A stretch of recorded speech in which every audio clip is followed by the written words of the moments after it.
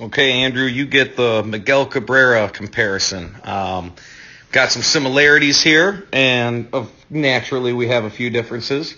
First thing we're going to look at is the angle of the upper back leg during the load, and you are going to see that you are looking pretty similar to Miggy on this. So back hips working forward as your weight's working back and as your front leg's working back. And there are times where Cabrera gets his front leg coming back similar to this. Maybe not quite this far. All right, but again, nothing wrong with this right here. You can see as your front knee comes back all the way back there, which might be a little far, but either way, the back hip is working forward as this is happening. And then just a quick note here, love that we're swinging in bare feet.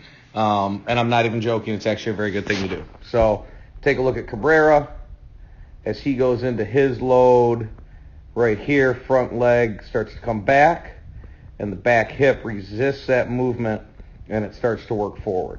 Okay, now we'll take a look at how he gets out to front foot strike, and we'll take a look at how you get out to front foot strike. Right, so you guys are both in pretty similar positions right here. Okay, we have a nice angle to the bat, pointing back down at the catcher. Cabrera, very similar angle, pointing back down to the catcher. You've got your front foot down just like Cabrera, and the back knee is still back. Knees are still bent. Back foot's still on the ground, so we're not dragging forward. We're holding onto the ground really well. This is one of the better strides I've seen you take here. We might get a little wrapped up here, a little high with the hands. Okay, we could keep them down a little bit more. We don't have to be like Miggy here. He's got a pretty cool load where the hands go down, but you can see they never really get too much over the front shoulder. Okay, so then we'll get out here. Head comes up a little too much here. Let's try to keep that down. Right, but now we want to take a look at our connection as we start to rotate. And Cabrera's starting to rotate here as well. Okay, so we'll take a look at the angles between the bat and the forearm. And we are very similar and very connected. So we're not losing the barrel backwards, okay, too early. We're maintaining close to a 90-degree angle between the bat and the front forearm. So that's a really good job. And we'll take a look coming out of there. Back knee works down underneath the body. And Cabrera does the same thing, of course. So we can draw a nice straight line here from the head to the shoulder to the hip to the knee. And we'll see if we can do that on you. And we sure can. Okay, so we're definitely getting down into our legs. We're going to take a look at your back foot, see what happens. So the foot comes up a little bit like it should, and then comes back down really nice right here. Okay, and Cabrera does the same thing. You can see you guys have similar back foot actions. Okay, again, love that you're down into your legs. I would like to see the front knee firm up a little bit more so we can see we never quite get our front knee behind our foot. You can see how the knee staying kind of right on top of the foot right here. Okay, and if you watch Cabrera, his knee stays inside of his foot pretty much the whole time, and then as he's hitting, he gets that nice firm front side angling back. Okay, and we still have a little too much knee bend going on right here. Okay, and then we'll take a look at our extension. Right, and this is where I want to see the arms start to work up and stay up a little bit more. So we'll take a look. Draw a little line here on the upper arm.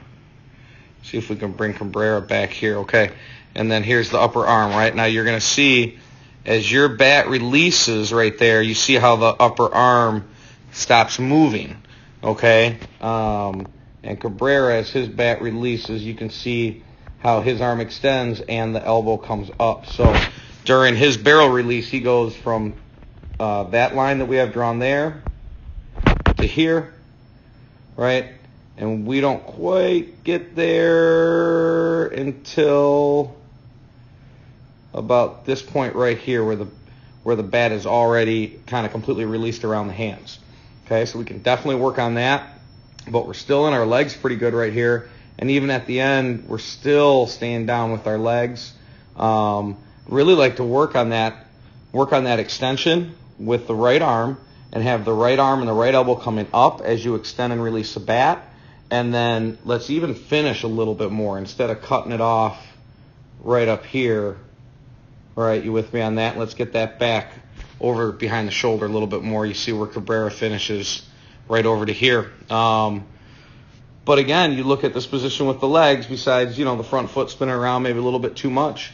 But your back knee is like identical to Cabrera's right here. Your front leg now is about identical to Cabrera's. So we can clean up the front leg a little bit during the swing. Keep staying down in your legs. A little bit more extension with the right arm and a little bit more of a finish. But, besides that, we're staying connected and we're using the ground. And the hands are in a really nice position as we get our front foot down. Good angles to the bat. Lots of good stuff going on there, Andrew. Keep up the good work.